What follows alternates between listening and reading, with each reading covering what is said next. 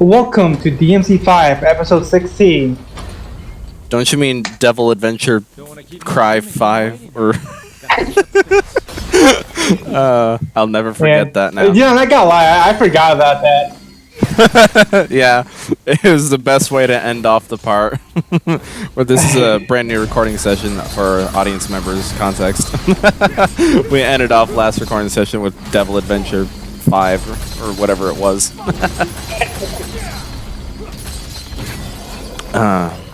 Alrighty then. So what are we doing here today, Carlos? I think I'm just collecting red orbs at the moment, and then because I'm pretty sure I finished the puzzle last time. If not, I'm pretty sure we'll be. You're failing to mountain climb. Huh? You're failing to mountain climb. Yeah. Alrighty then. So to bring up something kind of from last time, because we saw, basically the backstory behind both V and Urizen. He's basically the two split versions of Virgil. Yeah. What's up with Virgil in this game? Well, I mean, he's two different people right now. He literally split into two different bodies, V and Urizen. Right. Well, Urizen has all of Virgil's memories. Urizen has none. Because you said Urizen and Urizen. I said no. Urizen has none of Virgil's memories, and V has all of Virgil's memories. Okay. Because Virgil saw humanity as a weakness, and he wants to expel that weakness from his body. I see. Because he's half human, half demon. Yeah, he's half demon. Gotcha. So, okay, so he wanted to rid himself of his humanity. So, but that ended up, like, V is basically the byproduct of his experiment, right? Yeah. His true goal was Urizen. Huh? Like his true. Well, yeah. Well, no, like they're like. The best way to describe Urizen is his lust for power put to the extreme. But that was Virgil's goal, to basically create something akin to Urizen, right? Yes. By splitting himself off from his own humanity. Do you kind of understand what I'm saying? Not to be honest, no. Okay, so because Virgil being a half human, half demon thing, and he views his humanity as a weakness because humans are by default born out of physically more fragile than a demon, yes. Despite like Dante in the previous game saying, yeah, humans have this, basically saying to Magnus, yeah, humans have this intangible thing that makes them better than demons. Right, which is why Dante's our good guy. Cool. Yeah. But seeing as Virgil sees the humanity as a bad thing, he wanted to split himself off from that and create. He wanted to become the most powerful. A pure demon. Yeah, pure demon. You want to become 100% pure demon blood with the powers. I mean, like, if you know one of the things that oh god, I'm pretty sure he already said this. This might be just my memory fucking with me, but I'm pretty sure he already said to. I think this was with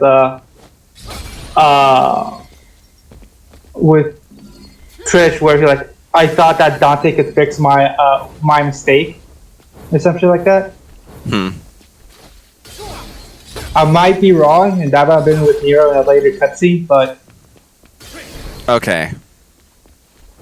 But like, he put V like as basically all of Virgil's memories and humanity. Does regret creating Urizen. Right, because like he was the byproduct of this experiment. Like, I'm pretty sure Virgil didn't. And even then, like you see that the lust for power still exists within fucking V, because he's like, only if I had more power, if only I wasn't so weak. Right. Yeah. The lust for power, even without his demonic powers, it's still there. His lust for power is It's Yeah. pretty much a piece of him. But like what I'm saying is like Virgil had no knowledge that like his humanity would split off into a different entity, right? No, he did. Oh, really? Yes, it probably was like, well, I'm gonna split both my. He's just like, I want to split my human and demon half. He knew that. That's why he stabbed himself. He knew that in order to become a pure demon, he would have to expel his humanity. Which, I mean, you can't destroy or create energy, so it would have to go somewhere. My computer did a thing. It's okay. Nice. Oh, it's god damn it. Thank you, computer What? notification. It just gave me 2 different computer notifications, both of them pretty much saying optimize your PC today. Damn. Hewlett. Get Windows 11. Windows 11. Windows 11. No. Then weren't they like Windows 7, then Windows 8? What's a 9? Windows 10. They said, dude, they said Windows 10 is gonna be the last Windows update, and they come out with Windows 11. Is Windows 11 actually a thing? Yeah. Oh, really? I thought. I'm not Yeah. entirely sure on that question. I thought it was just a meme. I saw a thing like a couple weeks ago being like, yeah, like test out Windows 11 or some whatever. I'm like, Yeah. I'd rather not. Oh no. Yeah, no, Windows 11 is real. Gotcha. How long was Windows 10 been around? Like 4 years. Yeah, because I want to say like I've had Windows 10 as long as I've had my laptop, and that was 4 years. I got this thing in 2017. Okay, so like It has been a while. yeah, I don't know how it works because this is my very first computer. I've always been on Windows 10. I don't know exactly how like a transition from Windows 8 to 10 would work, or like how or what we're gonna be is like Windows 10 to 11. I know why. But Like is I mean, hopefully it shouldn't reset anything. It should just be like a basically operator software update. But if you only have one hard drive, I suggest you buy an external hard drive and move your shit to that. If you gotta upgrade, just Okay. in case. yeah, I'm just not sure whether like if this Windows like the Windows 11 is a forced upgrade. So from Windows 10. Not at the moment, but I think it will be in a few years. Okay, yeah, because I wondered I didn't know how the transition worked from 8 to 10 if it was a forced transition back then because I never had No, Windows it 8. still isn't. They can't force you to download something the newest software, but they do tell you, hey, we won't support this operating software anymore because we got to focus on the new one. Like what won't? Certain games or hard drives or what are you talking about? Well, I mean, like they currently, I think, still supporting a Windows 7 and 8. Mm-hmm. But at some point, they're like, yeah, we gotta stop supporting it after like a while. What do you mean by support? I guess that's not what Giving I'm it an update, giving it making updates. sure it's like it isn't easily hackable and shit. Well, like, will new stuff still run on, say, what was before 7? Windows Vista or something? I don't know. I mean, that shit could still run on the new shit. But like, I mean, why would you download Vista when there's like a better operating system at the market I'm not saying that's safer? I'm not saying I would download Vista. Let's say, for the sake of argument, somebody would still have Windows Vista installed on their laptop, and they never bothered to download any of the future models and stuff. And because of that, I'm not too sure on that. they didn't. This theoretical Windows Vista user wasn't forced to download Windows 7, 8, or 10. Oh. Yeah. Oh.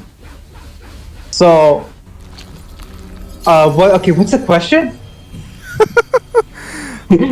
I'm saying, do I have to download Windows 11?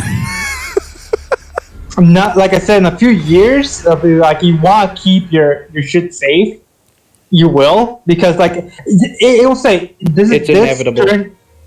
This current operating system is no longer supported, so you will be vulnerable to more viruses and shit.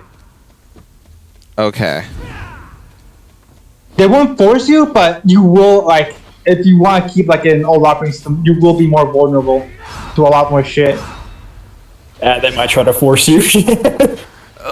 They'll try to. I mean, like, it also makes sense since they can't just keep on checking out like updates for something that they don't really care about. Well, that just sounds like forced by persuasion, though. How you're describing it. Yeah, but I mean, like, say you like make two things, like your first prototype and like your second prototype, and you find like you gotta keep on working on the second prototype more than you are the first one.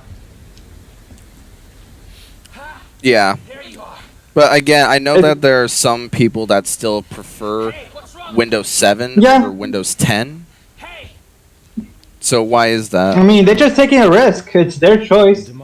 Their shit. I mean, there's some stuff that works on earlier versions of Windows that don't really work on Windows 10. Yeah. Like the way that Windows 10 kind of fucks up certain things that people might have downloaded or whatever. Oh, I see. Yeah. Okay. It's preference, in all honesty. It's how much risk you want to take, in my opinion. Yeah. But who would have ever guessed? Okay. Because I guess I just always kind of viewed like the Windows upgrades like 7, 8, and 10 kind of like, I guess, video game systems, if you will. It's like you could still, it's your preference, I suppose, now. But certain things allow you to do certain stuff and others won't. Like the PS3 and PS4, PS5, I guess, because PS3 is backwards compatible with PS1 and 2, but 4 is not backwards compatible with any of those. So you get a feature lost. If you're like, I see kind of what you mean, but also new demon form. He's black. Dracula, is that you? Bro, I'm gonna. This is your second demon form, and basically the new basis for Dante. In terms of lore-wise, it's basically his default demonic form now. Oh, okay. In terms of gameplay, it's called your Sin Devil Trigger, where basically it's like you become super fucking powerful, but you can't turn it off as soon as you turn it on, unless you have a certain skill. Even then, like for a limited amount of time. Oh, okay. Then did Nero die? No, I mean he's just exhausted. Okay, just and no way. Goes. I know it's the best fight. There you go. You fly like a bird. And fly like an eagle. Fly. And like here is the best weapon within the game. Oh. Devil Sword Dante. Because if you're paying attention to before, he has absorbed the Sparta into himself. I see. He has absorbed the rebellion and the Sparta into himself, creating a new sword and getting himself this, yeah, it says right there, blade born from when Dante absorbed the rebellion into his body. Both his name His weapon and the his weapon will. shares both his name and his will. So edgy. Oh man. All right. So that just means that like we're gonna kill this boss. Probably hundreds of pieces as well. one hit kill. Go. You can imagine. I know, right? Well, it's doing some it's doing really like good damage in a quick amount of time. Not like substantial damage, but a good amount within. Well, because I forgot how to use it since I use like roll guard style a lot more with Dante when fighting bosses. Oh, I see. Also, Gotcha. I just got the form and doesn't let you upgrade it like before this mission, so I had like none of the upgrades. Oh, is that kind of why you're struggling? No, I haven't fought this boss. I haven't fought this boss after I learned roller guards, how to block with roller guard sides. I'm just trying to learn how to block his attacks, which I eventually do get the hang of. All right. Ouch. I mean, I don't die during this fight. I do get close, but I don't die. Oh, okay. And you're playing on normal, right? Yeah. Okay. Kind of forgot. I didn't want to play on easy. I did not. I see. I usually play on easy just during the recordings, just so I can get through the games quicker. Through it. Yeah. Yeah, exactly. Like, say we're also doing Uncharted at the time of this recording. Say if I had done that game on normal, those shooting sections would have taken a lot longer than what you guys are watching. Because the shooting sections really, at most, take about. The shooting sections aren't that entertaining, in all honesty. Like, they only take about like 2 minutes per se on easy. Like the good average size chunks. On normal, they take about like 5 minutes, which is not good. Yeah.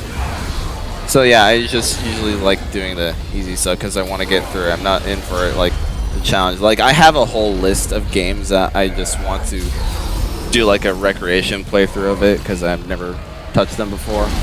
But I want to get through them quick. Yep. Yeah, that's when I learned to stop playing games on normal. Because it takes way too long. Forgot when I made that action. And it's time to end this. This.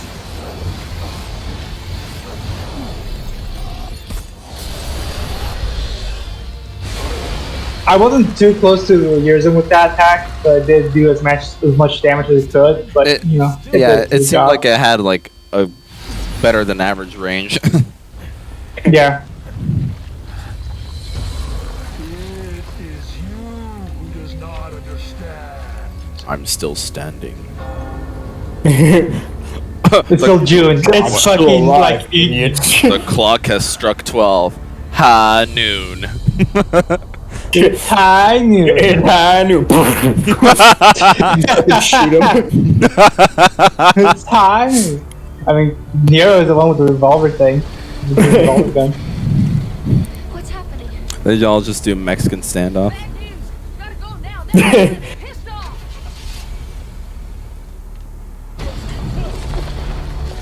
Run, everyone, run. It's like he just drops him. I know, right? Okay, so what's happening right here? Because I heard the gong signifying that it was 12. Boom. Yeah. Well. Life thought is revealed in its entirety. Yep. You're just explaining it right here. This inconvenience matters not. Basically, he got what he wanted. Now he's leaving.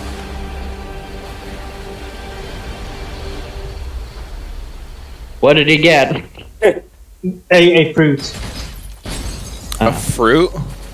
You'll see it in a later episode. A fruit. Okay. He could have just gone to the nearest. All of this bloodshed for a freaking fruit. Okay. This man wanted the last Fruit Loop in the world. In all fairness, that fruit is made up of basically all the blood that they shed. Oh, so you needed the bloodshed to get the fruit. Yes. It's not This man wanted the last I fruit really call roll this up. plant a vampire plant. I think that was giving you a clue.